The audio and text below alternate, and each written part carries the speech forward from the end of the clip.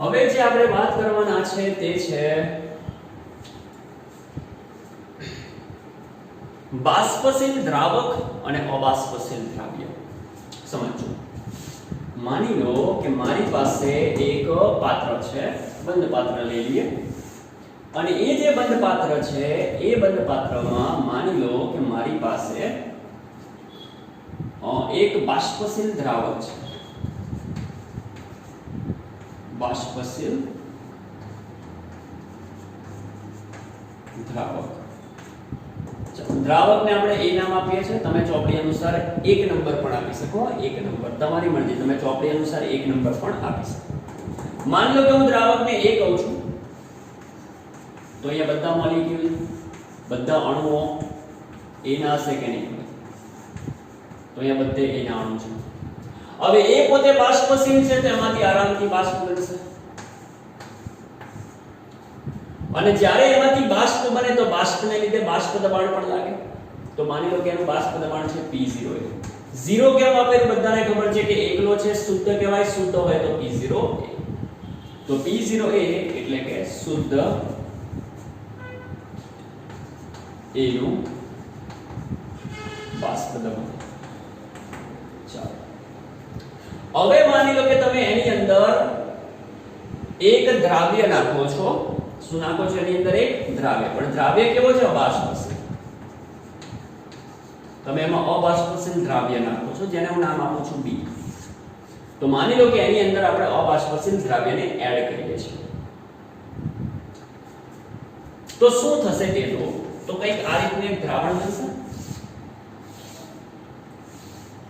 કે જેની અંદર A પણ હશે, B પણ હશે, A પણ હશે, B પણ હશે, A પણ હશે, B પણ હશે. હોય કે ના? એક એવું દ્રાવણ બન્યું કે જેમાં A અને B ના દરેકના અણુઓ આ રીતે સેટ થયા હશે, ગોઠવાયા હશે. હવે એના બાષ્પ દબાણની થોડીક વાત કરી દો. જો ભાઈ, બાષ્પ દબાણ એ સપાટી પરનો ફિનોમિના છે, મતલબ કે બાષ્પ દબાણ સપાટી પરથી ઉત્પન્ન થાય. બરાબર ને? બાષ્પ દબાણ માટે સપાટી જવાબદાર છે. ચાલો, આની જે સપાટી છે એ સપાટી પર A છે, એ બાષ્પશીલ છે, તો એની બાષ્પ બનશે. પણ શું B બાષ્પશીલ છે? તો એની બાષ્પ નહીં બને. A બાષ્પશીલ છે, બાષ્પ બનાવશે, B માંથી બાષ્પ નહીં બને. બાષ્પ બનાવશે, B માંથી બાષ્પ નહીં બને. હવે આ જે દ્રાવણ બનેલું છે, દ્રાવણ વિશે થોડુંક વિચારો. તમે શાંતિથી વિચારો. આ જે દ્રાવણ બનેલું છે એના વિશે વિચારો. દ્રાવણની અંદર સપાટી પર A અને B બંનેના અણુઓ છે.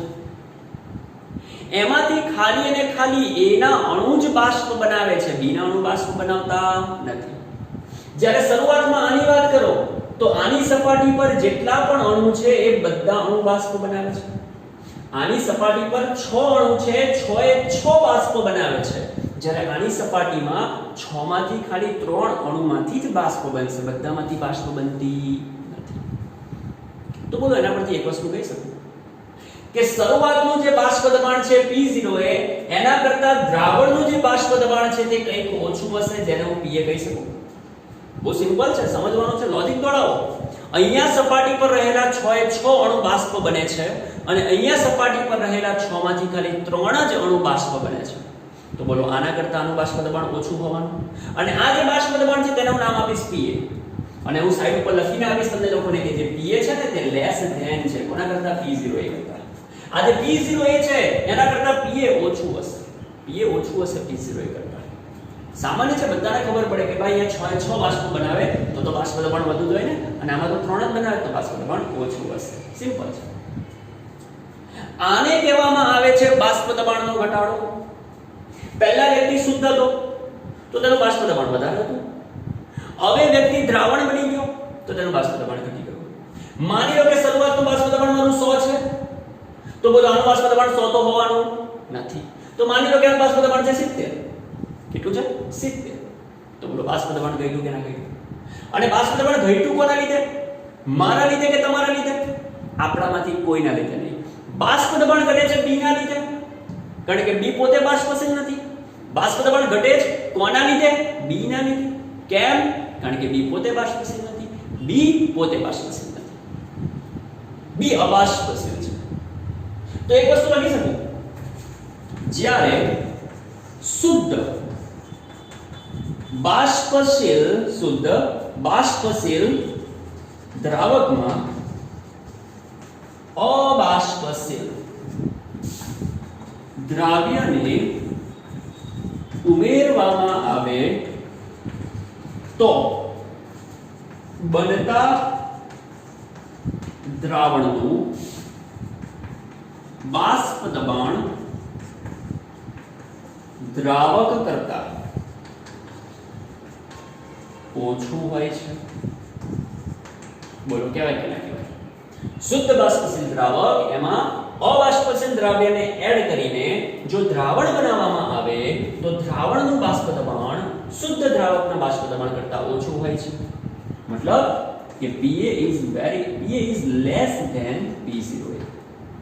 આનું બાષ્પ દબાણ આના કરતા ઓછું હોય છે. આ વસ્તુ તમારે મગજમાં ફિટ કરવાની કે જ્યારે દ્રાવકમાં અબાષ્પશીલ દ્રાવ્યને ઉમેરીને દ્રાવણ બનાવવામાં આવે તો જે પણ દ્રાવણ બને છે તેનું બાષ્પ દબાણ ઓછું હશે. અને હવે આપણે શોધીશું એ ઓછું બાષ્પ દબાણ કેટલું હોય. મતલબ કે જ્યારે દ્રાવકમાંથી દ્રાવણ બનાવો છો તો દ્રાવણની સપાટી પર બાષ્પ દબાણ ઓછું હોય કે ન હોય? કેટલું હોય? Pa જેટલું હોય. અને હવે આપણે Pa નું સૂત્ર સાબિત કરીશું. દ્રાવકમાંથી દ્રાવણ બને તે દ્રાવણમાં જે બાષ્પ દબાણ ઘટી ગયું ને તે ઘટેલું બાષ્પ દબાણ કેટલું છે એને હવે આપણે સાબિત કરીશું. તો યાદ રાખજો આ જે Pa છે ને, એ Pa ને તમે લોકો શું કહી શકો? દ્રાવણનું બાષ્પ દબાણ. મગજમાં ફિટ કરજો, દ્રાવણનું બાષ્પ દબાણ છે. બરાબર? તમે Pa ને એનું પણ બાષ્પ દબાણ ગણી શકો અને એને દ્રાવણનું પણ કહેવાય. કેમ? તમે કહેશો કે સાહેબ દ્રાવણનું બાષ્પ દબાણ બરાબર તો Pa વત્તા Pb થાય. કારણ કે તમારું દ્રાવણ તો A અને B નું બનેલું છે ને, તો દ્રાવણનું બાષ્પ દબાણ બરાબર તો સાહેબ Pa વત્તા Pb થાય. પણ શું તમારો B બાષ્પશીલ છે? B તો અબાષ્પશીલ છે. B ની તો બાષ્પ બનવાની જ નથી. જો B ની બાષ્પ ના બને તો B નું બાષ્પ દબાણ પણ ના હોય. તો દ્રાવણનું બાષ્પ દબાણ બરાબર Pa. સમજ પડી કે ના પડી?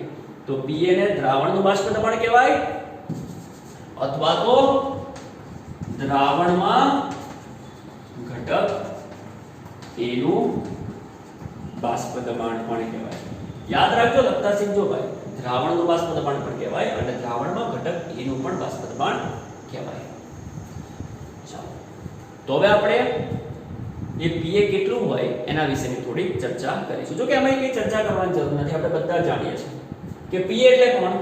આ Pa કોણ છે? Pa એટલે કે દ્રાવણમાં ઘટક A નું બાષ્પ દબાણ છે. અને દ્રાવણમાં કોઈ પણ ઘટકનું બાષ્પ દબાણ શોધવું હોય તો રાઉલ્ટનો નિયમ વપરાય કે ના વપરાય? આરામથી વપરાય. અને રાઉલ્ટનો નિયમ આપણને કહે છે કે દ્રાવણમાં કોઈ પણ ઘટકનું બાષ્પ દબાણ ચલે છે તે ઘટકના મોલ અંશ. દ્રાવણમાં કોઈ પણ ઘટકનું બાષ્પ દબાણ ચલે છે તે ઘટકના મોલ અંશ. આ Pa તેના તે ચલે છે કાઢી નાખો તો અચળાંક આવશે. કયો આવશે? K.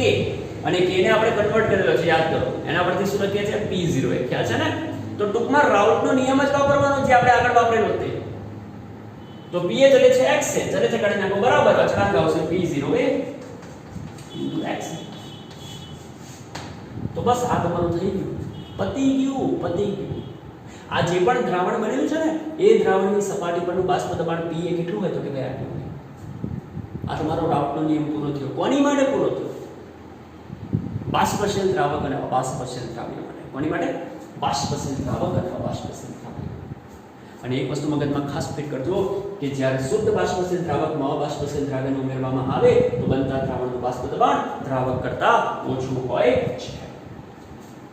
ચાલો આટલી વસ્તુ નોટ થઈ ગઈ. હવે આને આપણે આગળ વધારીએ છીએ અને આના પરથી આપણે એક નવા મુદ્દા તરફ વધીએ છીએ જેનું નામ છે બાષ્પ દબાણનો સાપેક્ષ ઘટાડો. ઓકે, તો હવે આના પરથી આપણે સાબિત કરીશું બાષ્પ દબાણનો સાપેક્ષ ઘટાડો. સમજો, બહુ મસ્ત છે, મજા આવે એવી વસ્તુ છે, સમજો.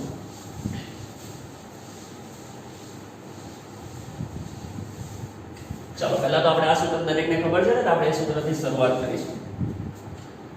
ચાલો તો મારી પાસે સૂત્ર છે Pa = P0A * x. બીજું કે આપણું આ જે દ્રાવણ હતું, અહીંયા હમણાં જે દ્રાવણ હતું, બોલો એ દ્રાવણમાં ઘટક A અને B હતા. ચલો a ના મોલન્સ ને x એ કહી દો, b ના મોલન્સ ને xb કહી દો, તો બંનેનો સરવાળો 1 થાય કે ના થાય? ચલો આમાંથી આપણે x ને કરતા બનાવીએ તો બોલો 1 xb લખાય. ચલો એની કિંમત અહીંયા મૂકો તો ba બરાબર p0a. ચલો x ની જગ્યા પર લખી નાખો 1 xb.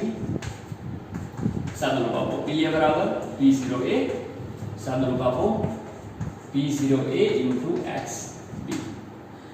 ઓછા વાળું આ જે પદ છે તેને સામે લઈ જાઓ.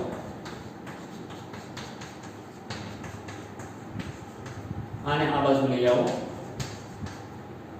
ચલો આ સૂત્રમાં દરેકને સમજ પડી. હવે આ જે તમારું સૂત્ર છે એની અંદર હું અહીંયા સાઈડ ઉપર લખું છું p0a p. હમણાં યાદ કરો થોડી વાર પહેલા મેં લખેલું કે જે p0a એને આપણે કેટલા કહેતા હતા 100 અને p ને કેટલા કહેતા હતા 70. p0 એટલે શુદ્ધ સ્વરૂપનું બાષ્પ દબાણ અને p એટલે દ્રાવણનું બાષ્પ દબાણ.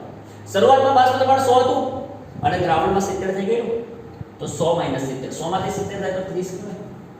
આ જે 30 છે બોલો 30 ને એવું કહી શકું કે બાષ્પ દબાણનો ઘટાડો કહેવાય કે ના કહેવાય? ભાઈ મારું શરૂઆતનું બાષ્પ દબાણ 100 હતું, જ્યારે હું એની અંદર b ને નાખું છું અને જે દ્રાવણ બનાવું છું બોલો એ દ્રાવણનું બાષ્પ દબાણ 70 થઈ ગયું હતું. શરૂઆતમાં જ્યારે હું એકલો હતો ત્યારે મારું બાષ્પ દબાણ 100 હતું અને જ્યારે દ્રાવણ બની ગયું તો બાષ્પ દબાણ કેટલું થઈ ગયું 70. અને જો 100 માંથી 70 ને બાદ કરો તો 30 મળે, એને બાષ્પ દબાણનો ઘટાડો કહેવાય કે ના કહેવાય? તો અહીંયા હું લખું છું p0a pa, આને કહેવાશે બાષ્પ દબાણનો ઘટાડો. એને કહીશું બાષ્પ દબાણનો ઘટાડો. સમજો, યાદ રાખજો, એને કહીશું બાષ્પ દબાણનો ઘટાડો. હવે આમાંથી xb ને કરતા બનાવો તો ચાલો xb બરાબર p0a pa છેદમાં p0a લખાય કે ના લખાય? હવે સમજવાની કોશિશ કરજો. આ જે p0a pa છે એને બાષ્પ દબાણનો ઘટાડો કહેવાય. p0a pa આને શું કહેવાય? બાષ્પ દબાણનો ઘટાડો. અને બાષ્પ દબાણનો એ જે ઘટાડો છે તેનો ભાગાકાર કરેલો છે શુદ્ધ બાષ્પ દબાણ વડે. અને જ્યારે તમે બાષ્પ દબાણના ઘટાડાને શુદ્ધ બાષ્પ દબાણ વડે ભાગો તો બોલો એને ચાહો તો લખી શકાય સાપેક્ષ બાષ્પ દબાણનો ઘટાડો અથવા તો બાષ્પ દબાણનો સાપેક્ષ ઘટાડો કહેવાય કે ના કહેવાય? આને આપણે કહીએ છીએ બાષ્પ દબાણનો ઘટાડો, એના ભાગ્યા શુદ્ધ બાષ્પ દબાણ, તો એને કહેવાશે બાષ્પ દબાણનો સાપેક્ષ ઘટાડો. સાપેક્ષ ઘટાડો. તો આને હવે આપણે શું નામ આપીશું? આને આપણે નામ આપીશું બાષ્પ દબાણનો સાપેક્ષ ઘટાડો. બાષ્પ દબાણનો સાપેક્ષ ઘટાડો. ઓકે, આ છે બાષ્પ દબાણનો સાપેક્ષ ઘટાડો. અને સામે આ જો xb એટલે શું? xb એટલે શું? xb એટલે લખી શકું b ના મોલન્સ. xb ને b ના મોલન્સ કહેવાય કે ના કહેવાય? જો અહીંયા હું રફ કરી નાખું તો અહીંયા હું લખીશ xb એટલે b ના મોલન્સ. બીજું કે તમે b સંજ્ઞા કોની માટે વાપરો? દ્રાવક કે દ્રાવ્ય? દ્રાવ્ય માટે. તો દ્રાવ્યના મોલન્સ કહેવાય.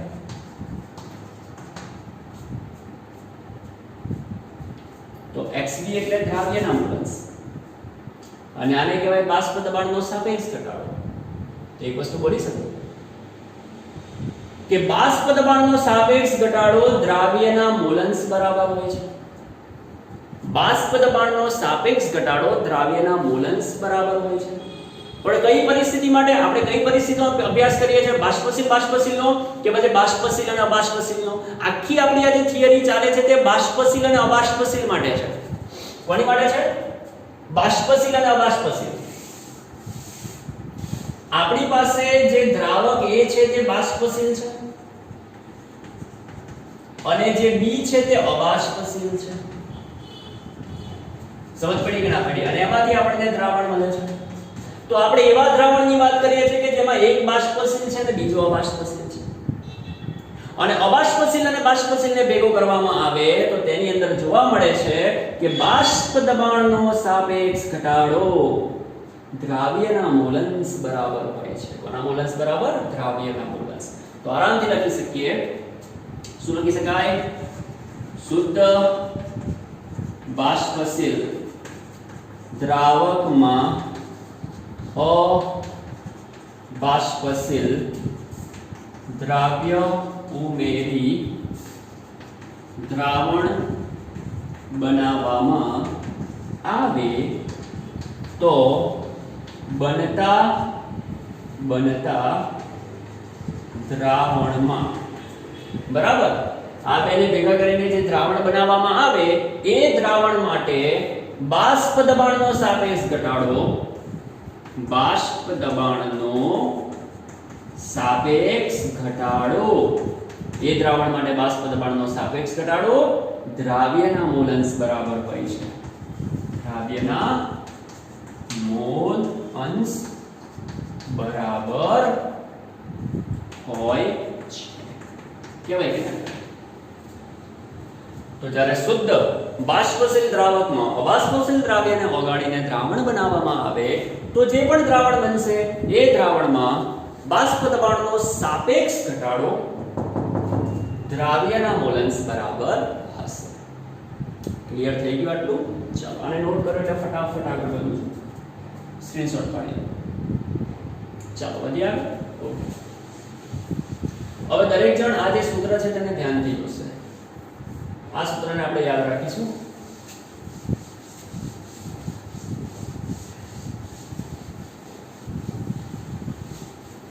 વ્યાખ્યાને બધું દરેક જણ યાદ રાખજો. સૂત્ર શું છે આપણી પાસે? જો તો xb બરાબર p0a ઓછા pa છેદમાં p0.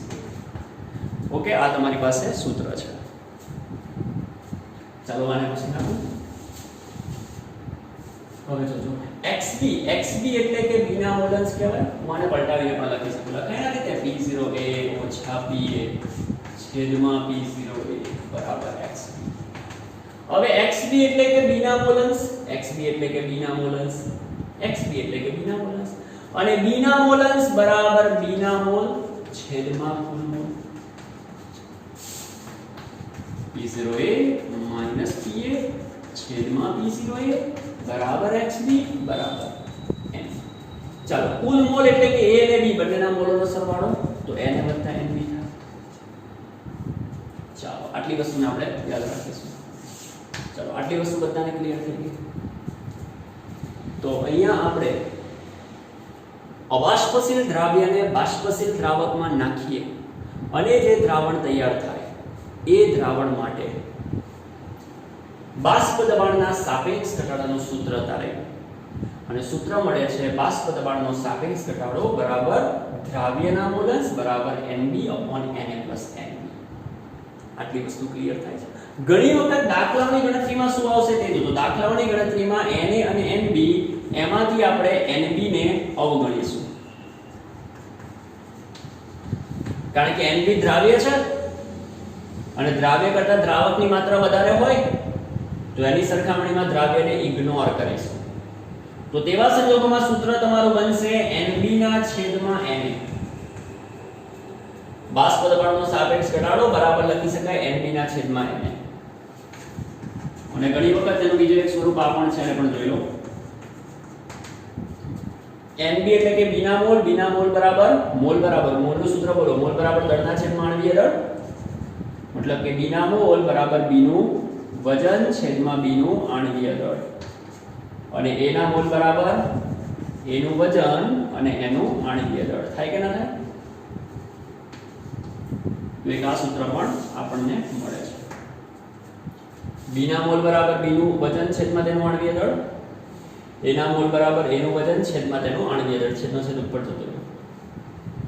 તો આપણે એક સૂત્ર આવશે દાખલાઓની અંદર. હવે એક નવો ટોપિક જેને આપણે કહીએ છીએ સંખ્યાત્મક ગુણધર્મ. સમજો બહુ સિમ્પલ છે, આમાં જ છે. આપણે સંખ્યાત્મક ગુણધર્મ શું છે એના વિશેની મોસ્ટ ઓફ માહિતી ભણી જ ગયા છે, ખાલી તમને સમજાવવાનું બાકી છે. જો સમજો, એવું કહેવાય છે કે દ્રાવણના જે ગુણધર્મો દ્રાવ્યના સ્વભાવ, દ્રાવણના જે ગુણધર્મ દ્રાવ્યના સ્વભાવ પર આધાર રાખતા નથી નથી ફક્ત દ્રાવ્યના કણોની સંખ્યા પર આધાર રાખે છે.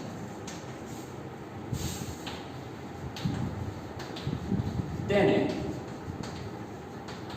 સંખ્યાત્મક ગુણધર્મો કહે છે. દ્રાવણના જે ગુણધર્મો દ્રાવ્યના સ્વભાવ પર આધાર નથી રાખતા, ફક્ત દ્રાવ્યના સંખ્યા કણો પર આધાર રાખે છે. દ્રાવ્યના જે કણો હોય ને એ કણોની સંખ્યા પર આધાર રાખે, એને કહેવામાં આવે છે સંખ્યાત્મક ગુણધર્મો. ખબર પડી ને? એને દ્રાવણ સાથે સોરી એને દ્રાવ્ય કયો છે એની સાથે કોઈ લેવા દેવા નથી. દ્રાવ્ય તરીકે તમે યુરિયા લો, ખાંડ લો, બીજું કંઈ પણ લો, એને દ્રાવ્ય સાથે કોઈ જ લેવા દેવા નથી. એને ખાલી અને ખાલી સંખ્યા સાથે લેવા દેવા છે. દ્રાવ્યના કણોની સંખ્યા સાથે લેવા દેવા છે. તો જેને સંખ્યા સાથે લેવા દેવા છે તેવા ગુણધર્મને કહીશું સંખ્યાત્મક ગુણધર્મ. અને સંખ્યાનો મતલબ શું? સંખ્યાનો મતલબ શું થાય? દ્રાવ્યના કણોની સંખ્યાનો મતલબ શું થાય? તો કે એનો મતલબ થાય દ્રાવ્યના મોલ. મોલ પણ સંખ્યા રિપ્રેઝન્ટ કરે. 1 મોલ બરાબર 6.022 × 1023 સંખ્યા થાય કે ના થાય? તો મોલ છે, અણુઓની સંખ્યા છે, આયનોની સંખ્યા છે, પરમાણુઓની સંખ્યા છે, મોલન્સ છે, આ બધી વસ્તુ. મતલબ કે દ્રાવણના જે ગુણધર્મ દ્રવ્યના કણોની સંખ્યા પર આધાર રાખે છે. સંખ્યાનો મતલબ શું? અણુઓની સંખ્યા, આયનોની સંખ્યા, પરમાણુની સંખ્યા, મોલની સંખ્યા, મોલન્સની સંખ્યા, આ બધી વસ્તુ પર આધાર રાખતા હોય તેવા ગુણધર્મોને આપણે નામ આપીએ છીએ સંખ્યાત્મક ગુણધર્મ. કેવા ગુણધર્મ? સંખ્યાત્મક ગુણધર્મ. અને હું તમને કહેવા માંગુ છું કે હમણાં આપણે જે સાબિત કરેલું છે ને બાષ્પ દબાણનો સાપેક્ષ ઘટાડો, આ બાષ્પ દબાણનો જે સાપેક્ષ ઘટાડો છે, બાષ્પ દબાણનો જે સાપેક્ષ ઘટાડો જે છે ને એ પણ વાસ્તવમાં તમે લોકો જોવા જાવ તો સંખ્યાત્મક ગુણધર્મ છે. સંખ્યાત્મક ગુણધર્મના ઉદાહરણ લખું છું એક્ઝામ્પલ તરીકે. પહેલું ઉદાહરણ છે બાષ્પ દબાણનો સાપેક્ષ ઘટાડો.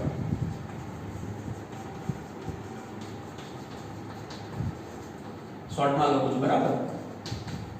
પછી બીજું મેં તમને યાદ હતું સ્ટાર્ટિંગમાં ચેપ્ટરના ઇન્ટ્રોડક્શનમાં લખેલું છે, હવે લખતો નથી અત્યારે, બરાબર? ઉત્કલન બિંદુ, ઉન્નયન, ઠાર બિંદુ, અવનયન અને અભિસરણ દબાણ કીધેલા ને, 4 કીધેલા મેં તમને યાદ કરો. સ્ટાર્ટિંગમાં કીધેલા 4 કે 4 નો અભ્યાસ આપણે કરવાનો છે. એમાંનો એક કોણ છે? બાષ્પ દબાણનો સાપેક્ષ ઘટાડો. જો કે એનો અભ્યાસ તો થઈ ગયો, આ કર્યો ને, આ એ છે. ખાલી એટલું સમજી લો કે કઈ રીતે એ સંખ્યા પર આધારિત છે. બાષ્પ દબાણનો સાપેક્ષ ઘટાડો કઈ રીતે સંખ્યા પર આધારિત છે સમજો. બોલો, બાષ્પ દબાણનો સાપેક્ષ ઘટાડો B ના મોલન્સ ઉપર આધારિત છે. B એટલે કે દ્રાવ્યના મોલન્સ ઉપર આધારિત છે.